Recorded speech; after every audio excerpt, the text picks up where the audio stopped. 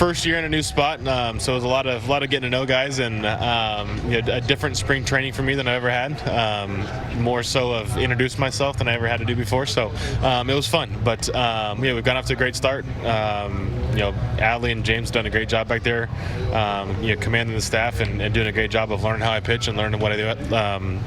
Commanding what I do out there, so it's been a great start. Can't complain. We've been playing great baseball, so hopefully we can keep things rolling. You told me the other day you're always tinkering with pitches, tweaking things, maybe adding a new pitch here and there. What are you tinkering with right now in your repertoire? Right now, not much. Right now, just continue to kind of hone stuff in. I've had 4 starts. 2 of them I felt like the stuff's been pretty good. 2 of them, I feel like I've kind of been behind the 8 ball and playing catch up for a lot of the outings. So just trying to get a little bit more consistent. Obviously, things are still going well. Balls come out of the hand well. Command's just been a tick off. So just trying to get on top of that. I know that when I get out there and I'm fully prepared and can take the mound with what I do homework-wise behind the scenes, I feel like I'm in a good spot. So just getting those finishing touches on some of the stuff, and body feels great, arm feels great, so no complaints. But definitely have some more left in the tank to get on top of my game. Your post-start and in-between start routine, I don't know if legendary is too strong a word, but you've gotten a reputation of being a very detailed guy after a start the next few days. Can you take us through what a night is like after a game, and then maybe the next 4 days between one start and the next? Yeah, post-game's pretty easy. I'm just, after the game, doing what I can to kind of separate myself from that day.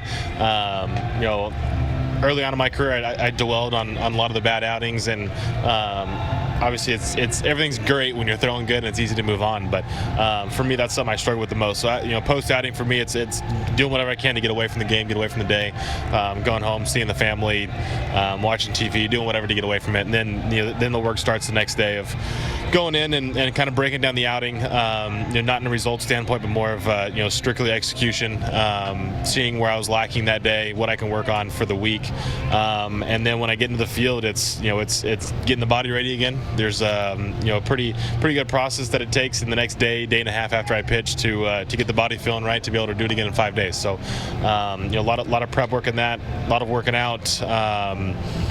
I separate my workouts into lower and upper body days to keep from getting too big of a workload on any given day. But most of my work that these guys probably would joke around about is sitting behind a computer screen, watching video, doing my reports, learning just about everything I can about a guy's swing and what their approach to the plate. So when I get out there and things aren't going well, I have something to adjust to and a plan B, plan C.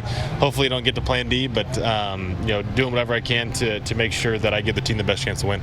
I think you have a good story for kids that are watching that are thinking about getting into baseball or a similar field. You were not throwing 95, 96 as a high school freshman right out of the gate. It took you some time to get into pitching, right? What was your journey like? Let's go back to high school to get onto the mound for the first time. Yeah, so high school I was an undersized middle infielder. I think I graduated high school at 5'9" or 5'10", 140 pounds. So I was definitely tiny, but had a good arm from across the infield. My high school coach noticed that and said, "Hey, you need to pitch if you're going to play at the collegiate level." So senior year was really my first year of pitching. Always did when I was young. Literally you throw an inning, but kind of everyone on the field does. So high school was kind of the first year that I kind of went the pitching route. Still played the infield, still hit, but knew that if I was going to play in college, it was going to be as a pitcher. And so obviously a late bloomer, got to college, still was pretty small, wasn't throwing very hard. I was mid 80s, and then in college really learned how to work out in the weight room, get stronger. Obviously growing 4 or 5 inches helped, but I just kind of learned my body, learned the mechanics on the way.